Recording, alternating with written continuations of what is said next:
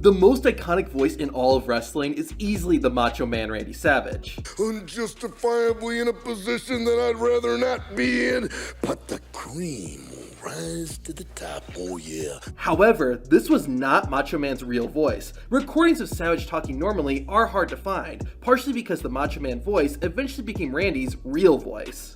You know, I woke up this morning and somebody said, "Hey Randy, how you doing?" I said, hey Bonesaw, how you doing? However, WWE released a rare backstage video that caught the Macho Man talking in his normal voice. We help each other out as much as we can, for as long as we can. And a lot of people keep trying to divide a stake in between us, but it's never gonna happen. You know why? Why? Honor amongst thieves, brother. In the storyline, Santino Marella was a WWE fan from Italy. He got pulled from the crowd and got put into a match where he won the Intercontinental Championship. This is what he sounded like. My name is Santino Marella. And for the last 12 months, you people have shown me nothing but misrespect. However, in real life, Santino sounds nothing like this. A lot of guys are always like, man, we wish you were booked better. We wish you won more. And there's something romantic about always wanting more and never getting it. The reason Santino's real voice sounds so different is that he was born and raised in Canada, not Italy. Whenever Umaga talked, it usually sounded something like this. However, he did speak English, but only one time. In 2009, Umaga returned after a brief hiatus and attacked CM Punk. The Samoan Bulldozer continued to do this every week until he did something that fans didn't expect: talk. You think you're hurt now? Wait till Extreme Rules, because I'm issuing you a challenge. It will be a Samoan strap match. Luna Vachon was not just one of the scariest female wrestlers in WWE history, but one of the scariest wrestlers of all time. Here, last Monday night on Raw, I tore at your flesh. I tore at your clothes. Of course, Luna's voice was part of her character, and this is what she actually sounded like. I tried to change the world of wrestling by having the most awesome gimmick there was in women's wrestling.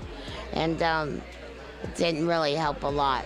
But I hope it opens a few eyes that there are women out there that can be showstoppers. Eugene was, and still is, a controversial wrestler. The character debuted in 2004, and all that was ever said was that Eugene was special. Because of that, this is what he sounded like. The person that gets the opportunity to wrestle for the championship is going to be the one who wins this game of musical chairs.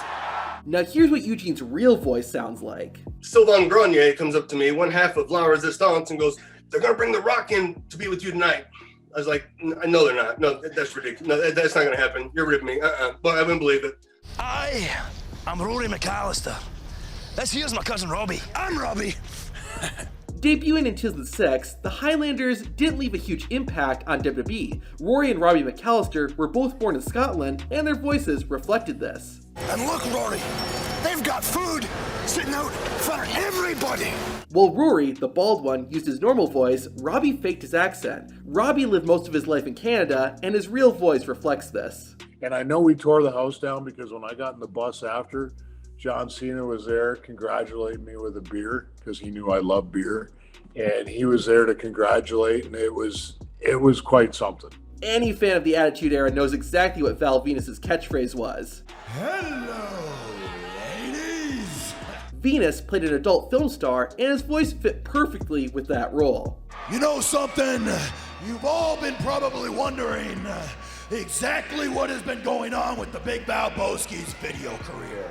However, Val's real voice was a bit different, to say the least. The right to censor would not have been my choice. I work hard in that ring. I sweat a lot, and to wear long pants with, a shirt and a tie and sweat as much as I do, did not like it at all. And it was getting away from the Val Venus character, which I loved performing the Val Venus character. Before every match, Rikishi did something pretty disgusting. To find out what he did, watch the video on screen.